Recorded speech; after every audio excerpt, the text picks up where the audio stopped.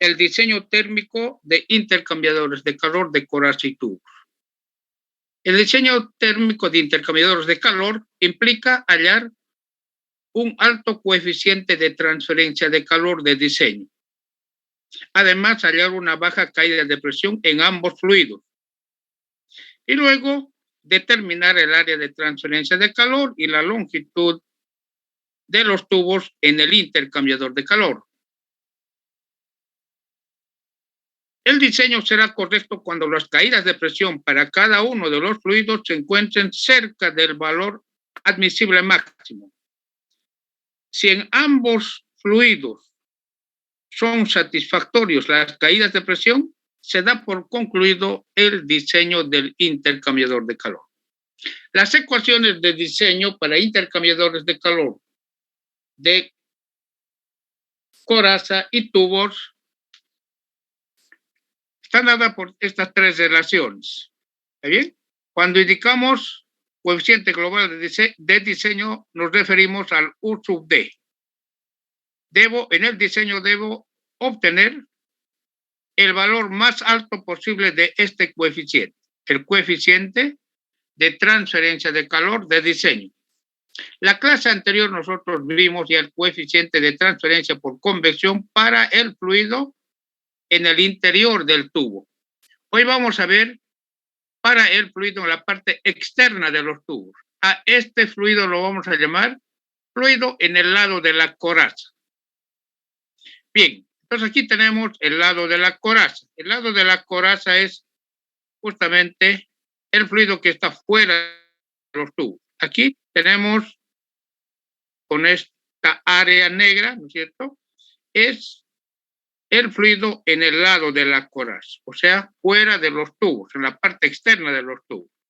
Tengo aquí los deflectores. En la parte externa de los tubos o en el lado de la coraza tengo el fluido frío. La temperatura es minúscula, temperatura de entrada y temperatura de salida. Bien, debo hallar el coeficiente de transferencia de calor por convección para el fluido en el lado de la coraza. Lo primero es hallar la temperatura media del fluido. Entonces debo hallar la temperatura media del fluido en el lado de la coraza, para luego, en base a esta temperatura media, determinar las propiedades físicas del fluido, como son la densidad, la viscosidad, peso específico, calor específico, conductividad térmica, número de Planck, para el fluido en el lado de la coraza. Bien, ya tengo entonces las propiedades físicas. Estas propiedades físicas se hallan en las tablas de los textos de transferencia de calor. Un buen texto es el Yunus Engel, transferencia de calor. Otro texto muy bueno es el Jan Koplis, procesos de transporte y operaciones unitarias. Bien, lo cierto es que debo determinar las propiedades físicas del fluido en el lado de la coraza a la temperatura media. Tengo aquí la trayectoria del fluido en el lado de la coraza. Tengo los deflectores, ¿no es cierto? Ahí están los deflectores y tengo la trayectoria. Normalmente el flujo en el lado de la coraza es turbulento, ya que existe bastante cambio de dirección en el fluido. Entonces debo hallar el coeficiente de transferencia de calor por convección para este fluido que está fuera de los tubos. A este fluido nosotros llamamos fluido en el lado de la coraza. Tengo la temperatura de entrada y la temperatura de salida. Estas temperaturas de entrada y salida se conocen con el nombre de temperaturas de proceso. Bien, entonces, aquí nuevamente tengo la temperatura de entrada y ahí están los deflectores, ¿cierto? Tengo la temperatura de salida. Aquí tengo los tubos, tengo el deflector.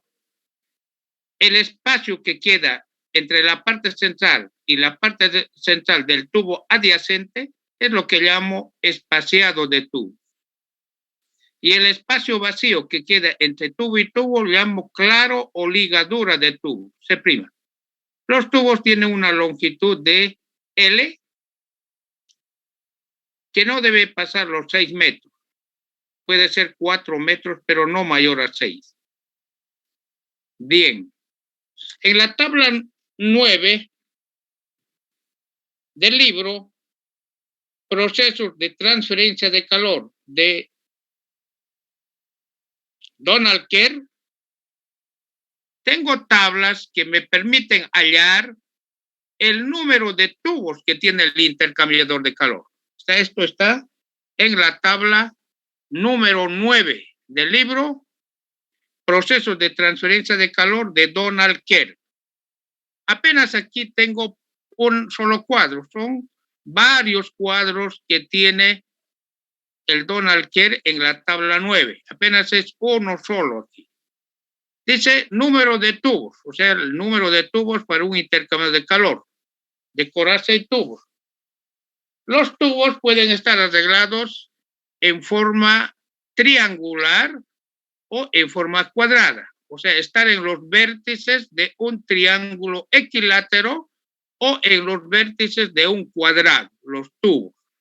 Aquí los tubos están en color azul, estos son los tubos. Entonces existen dos tipos de arreglo en los tubos. Tubos, arreglo triangular, o tubos, arreglo cuadrado. Cuando me refiero a los tubos, me refiero justamente a estos tubos. Aquí, por ejemplo, tengo arreglo cuadrado. Están los vértices de un cuadrado. Esto se llama arreglo cuadrado de tubo. ¿Está bien? Pero también este arreglo puede ser arreglo triangular. El arreglo triangular da lugar a un coeficiente de transferencia de calor por convección en el lado de la coraza mayor a un coeficiente de transferencia de calor por convección en arreglo cuadrado. O sea, es mejor un arreglo triangular. Aquí tengo en esta tabla 9, este es un caso particular para un arreglo triangular. ¿Qué quiere decir? Que los tubos del intercambiador de calor están en los vértices de un triángulo equilátero. A eso se llama arreglo triangular.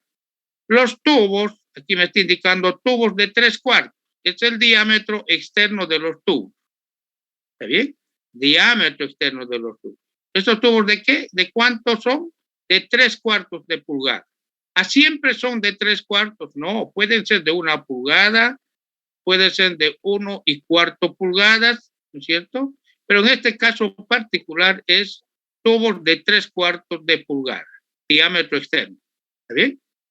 Bien, diámetro, DE quiere decir diámetro externo. Arreglo triangular de 1 pulgada. ¿Qué quiere decir esto? Arreglo triangular está claramente definido. ¿Y qué significa 1 pulgada? 1 pulgada significa el espaciado de tubos, P sub T. Es 1 pulgada. ¿Está bien? 1 pulgada P sub T. Y los tubos tienen un diámetro externo de 3/4. Entonces, ¿cuántos pasos tiene el intercambiador de calor? El intercambiador de calor tiene 2 pasos de tubo. Pasa de izquierda a derecha y luego el tubo se dobla en un codo cerrado y vuelve y sale. ¿Cuántos pasos? 1 al volver, el segundo paso y sale. 2 pasos de tubo. Entonces aquí, en esta tabla, indica el número de pasos de tubo. 1 paso, 2 pasos. Esto es 2 pasos de tubo. Puede tener 4 pasos, 6 pasos u 8 pasos.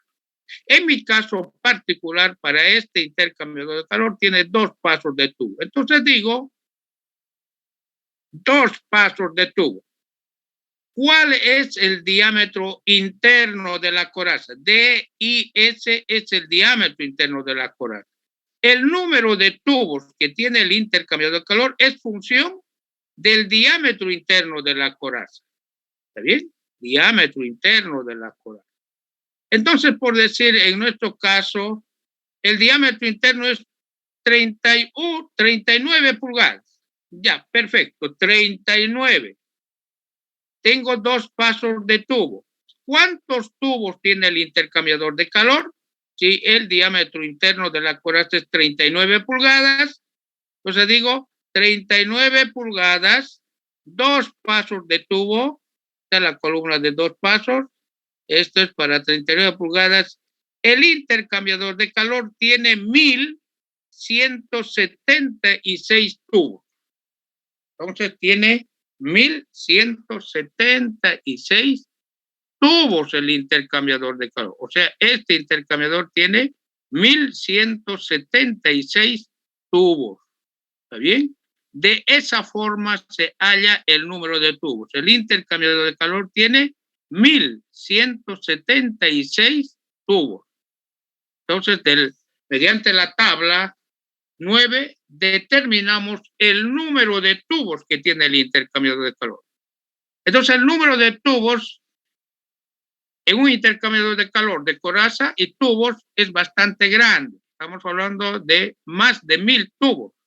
Por tanto, el área de estos 1000 y pico tubos es bastante alto.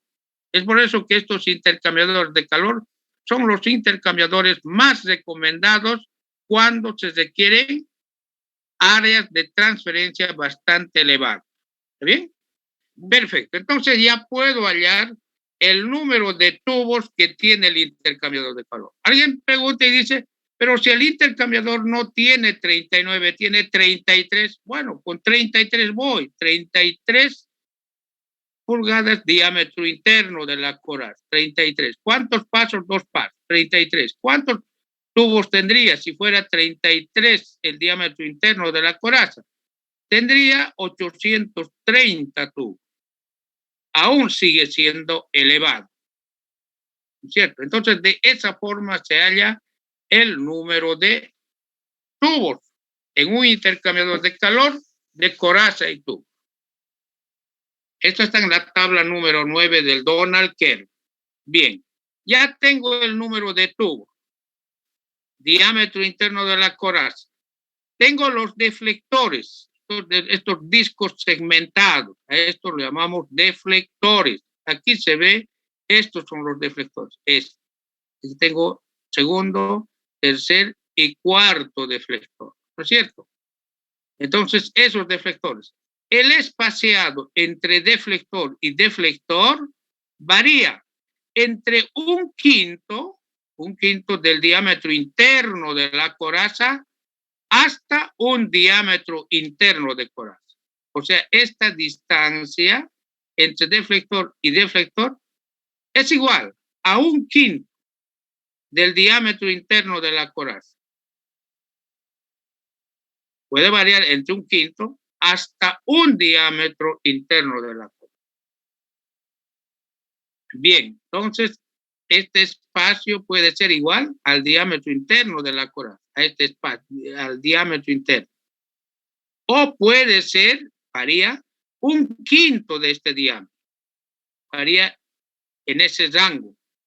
Bien, tengo los deflectores segmentados al 25%. Son los que más se emplean en la industria. Aquí tengo las características del tubo, ya del tubo. Los tubos son de cobre, de aluminio, de acero inoxidable, bronce, algún material altamente resistente a la corrosión y con una alta conductividad térmica. Entonces, para los tubos tengo la tabla número 10, tabla 10 del libro Procesos de Transferencia de Calor de Donald Kern. Aquí indica la página 948. Para los tubos, esta tabla, la tabla 10, es para los tubos. Bien, para los tubos.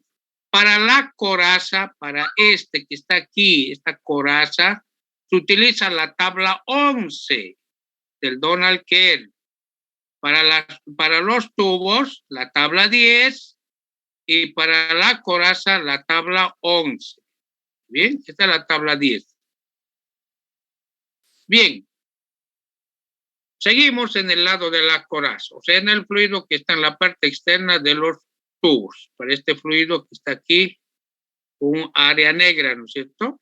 Para ese fluido. Bien, seguimos entonces. Debo hallar el área para el flujo másico en el lado de la coraza.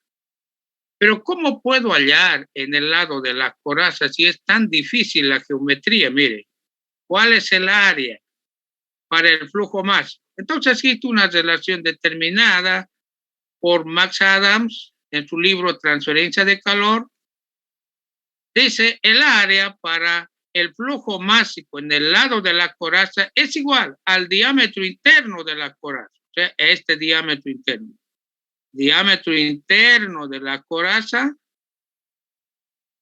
por el claro o ligadura, este espacio, el espacio vacío. Este espacio vacío C' se halla P sub T, C' es igual a P sub T menos el diámetro externo del tubo. Quiere hallar C', no tiene, pero tiene el espaciado P sub T, sí, y tiene el diámetro externo del tubo, sí. Quiere hallar C'. C' es igual a P sub T menos el diámetro externo del tubo. De esa forma se halla. Bien, tengo el claro o ligadura de tubo C'. B, ¿qué es B? B es el espaciado del deflector. Este B, este espaciado de deflectores, puede variar entre 1/5 hasta un diámetro interno de la coraza. Eso es B. P sub T es el espaciado de tubos, es el espacio que queda entre la parte central y la parte central de dos tubos adyacentes.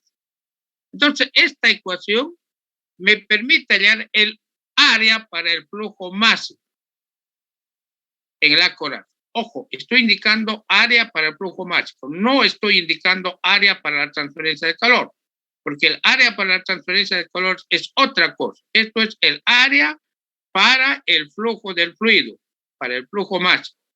¿Está bien? Perfecto. Entonces tengo el área para el flujo máximo en el lado de la coraza. Bien, ¿para qué? Para hallar el número de Reynolds en el lado de la coraza. El número de Reynolds en el lado de la coraza es igual a la velocidad máxima del fluido en la coraza por el diámetro equivalente sobre la viscosidad del fluido a la temperatura media en el lado de la coraza. Muy bien. Pero ¿a qué es igual la velocidad máxima del fluido en el lado de la coraza? La velocidad máxima del fluido en el lado de la coraza es igual al flujo máximo sobre el área para el flujo máximo. Esta área para el flujo máximo es esta. Por eso es importante determinar el área para el flujo máximo. Si yo tengo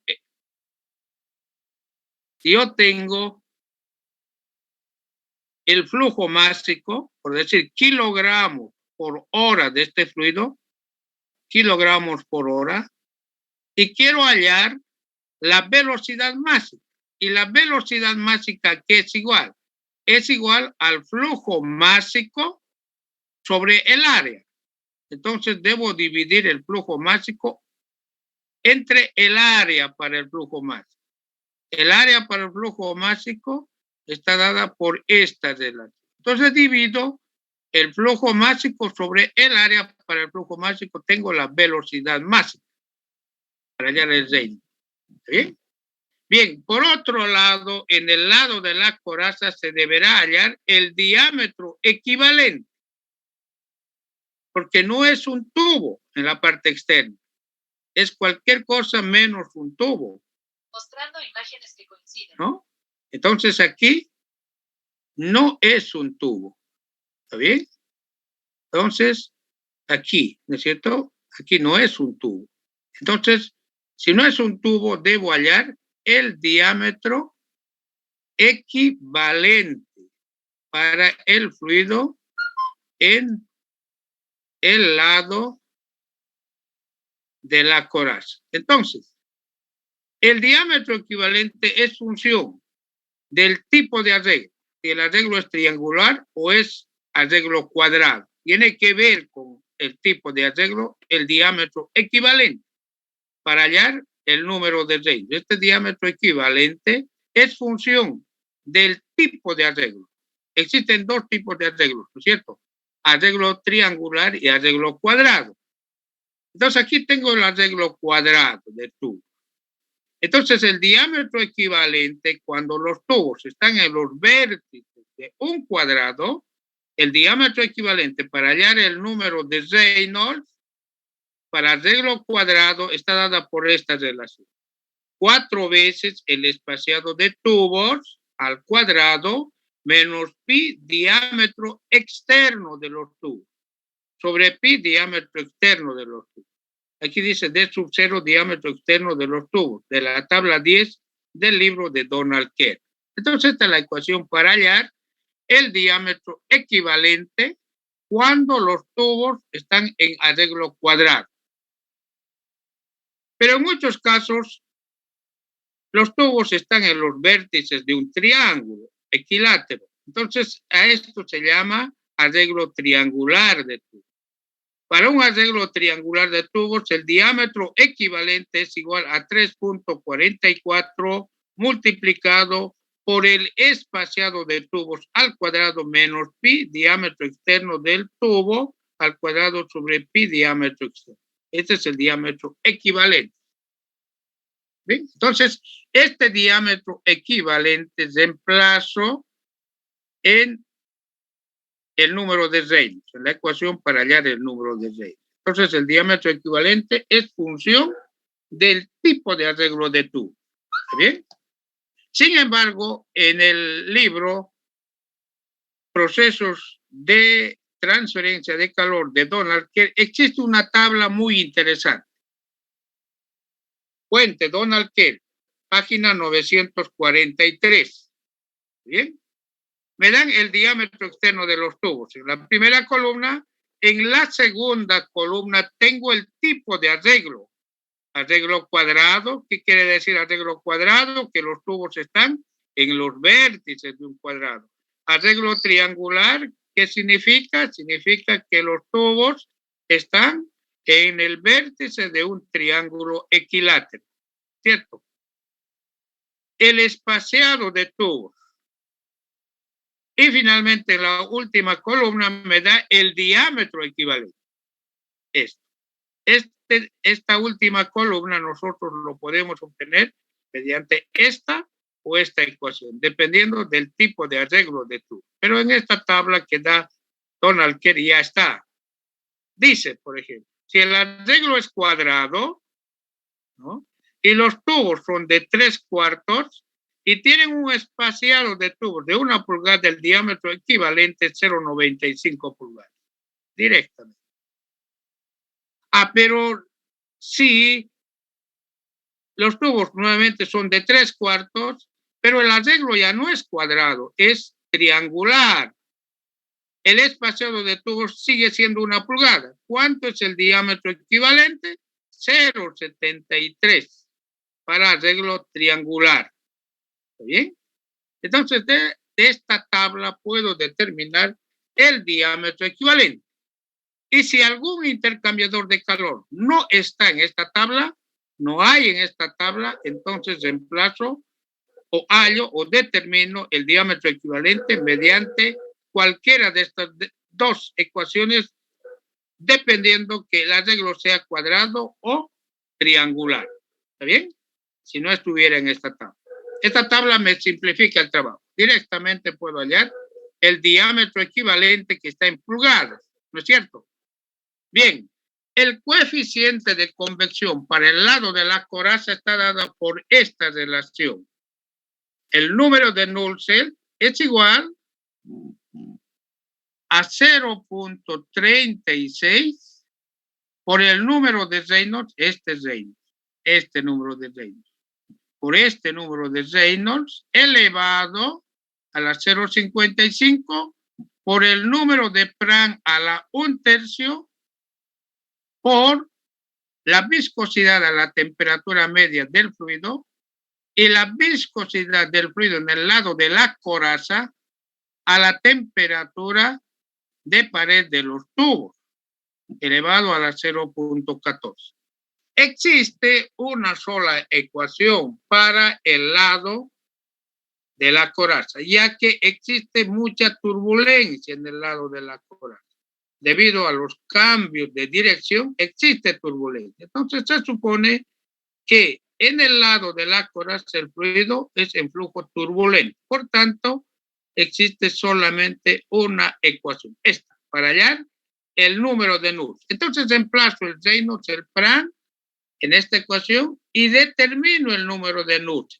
Ya tengo el número de Nurse. Pero ¿a qué es igual el número de Nurse? El número de Nusselt es igual al coeficiente de transferencia de calor en el lado de la coraza.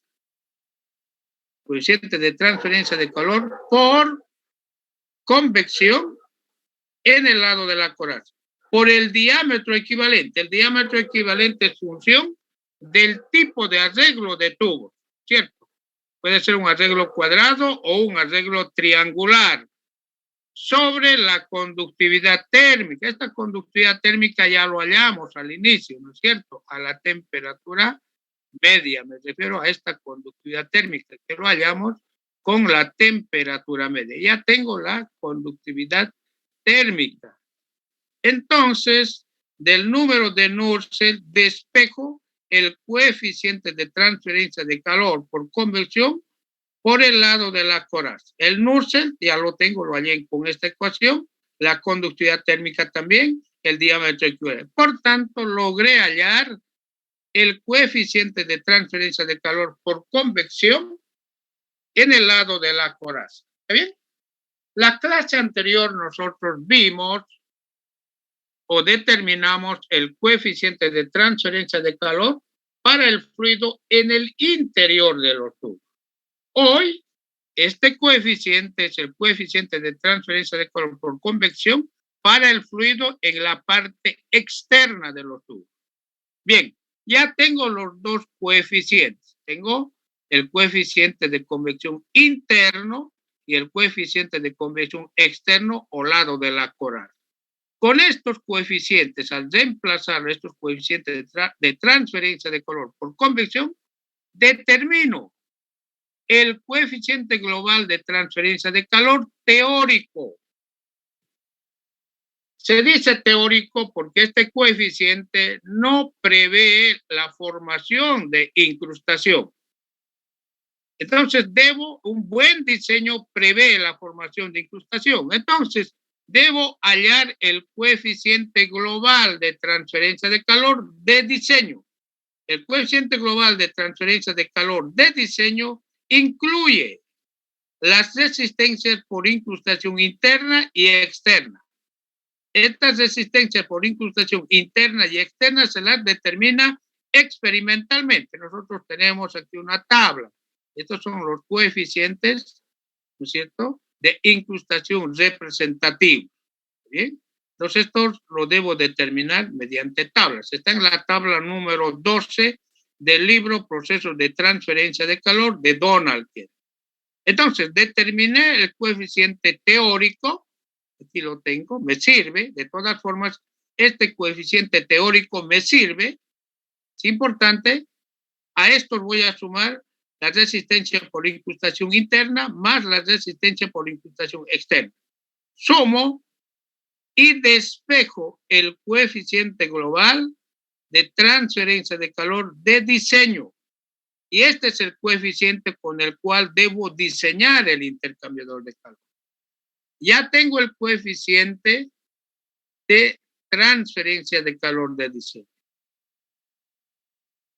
Entonces, de esta ecuación puedo despejar el área requerida del intercambiador de calor. Aquí despejo áreas requeridas de intercambiador de calor. Flujo de calor, coeficiente de diseño, la diferencia de temperaturas. Esto ya lo vimos en la clase anterior, ¿no es cierto? Tengo el área. ¿Pero a qué es igual el área? Es igual al número de tubos por pi, diámetro externo de los tubos, y la longitud. Quiero hallar la longitud del intercambiador de calor. Despejo L.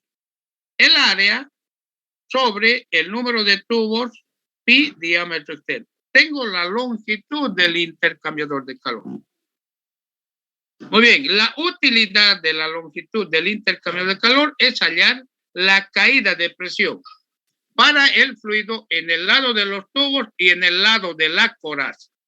Vamos a iniciar nuestro análisis con la caída de presión en el lado de los tubos. ¿Está bien?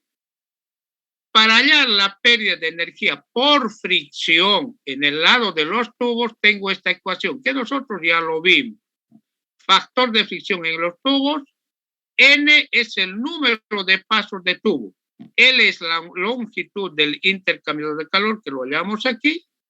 El diámetro interno de los tubos, la velocidad del fluido en el interior de los tubos al cuadrado sobre 2 veces la gravedad, más 4 veces el número de pasos de tubo. En nuestro caso, tenemos solamente 2 pasos de tubo, ¿no es cierto?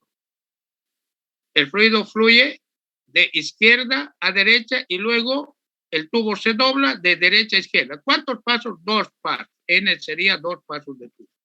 En nuestro caso particular, para un intercambio de calor, con 1 paso en la coraza y 2 pasos en los tubos.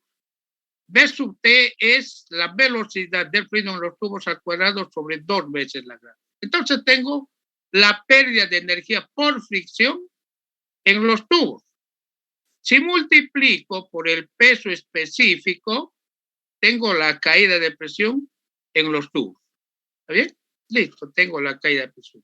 El Donald Kerr da directamente, esta es la ecuación del Donald Kerr, proceso de transferencia de calor.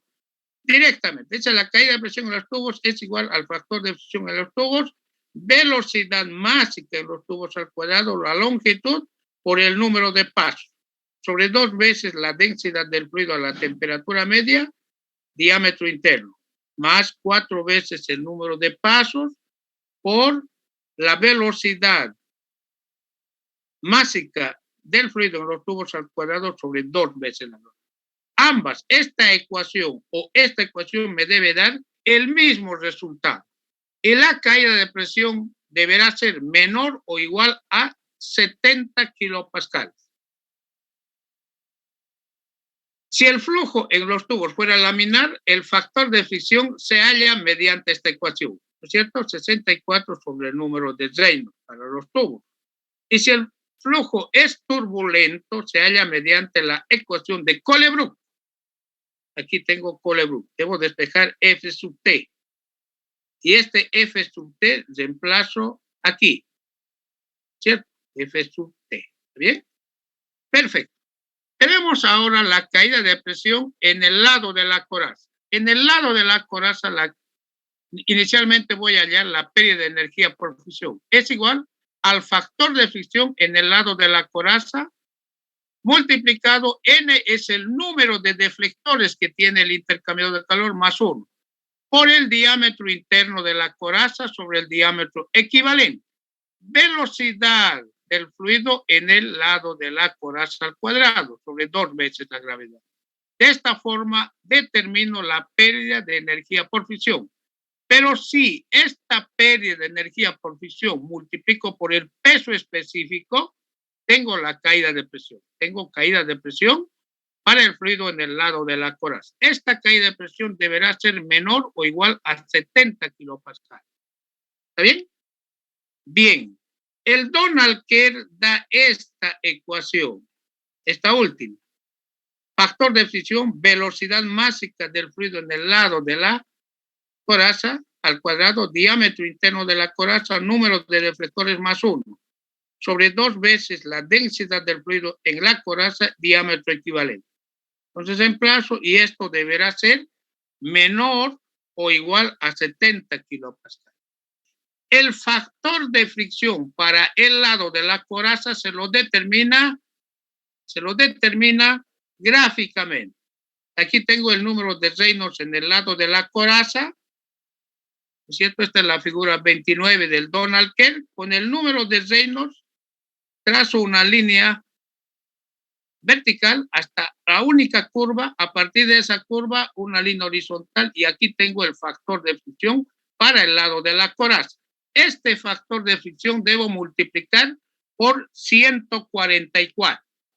Este factor de fricción multiplico por 144 y reemplazo en esta ecuación. Y tengo la caída de presión en el lado de la coraza. Bien, con esto concluimos la clase de hoy. Estamos en línea nuevamente el día de mañana. Tengan ustedes muy buenas noches y hasta luego. Hasta luego, gracias, ingeniero.